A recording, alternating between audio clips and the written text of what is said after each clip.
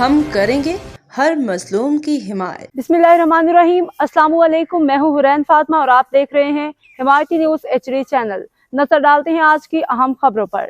وزیر دفاع خواجہ آصف نے وفاقی اور پنجاب حکومت میں پیپلز پارٹی کی شمولیت کا اشارہ دے دیا۔ خواجہ آصف نے گفتگو میں کہا، اس وقت کیا ہو رہا ہے یہ تو نہیں بتا سکتے، لیکن امکان ہے کہ پیپلز پارٹی حکومت میں شامل ہو جائے۔ وزیر دفاع خواجہ آصف نے کہا کہ پیپلز پارٹی کی حکومت میں شمولیت اچھی بات ہوگی، البتہ پیپلز پارٹی سے حکومت کے رابطوں کی تفصیلات کا انہیں علم نہیں۔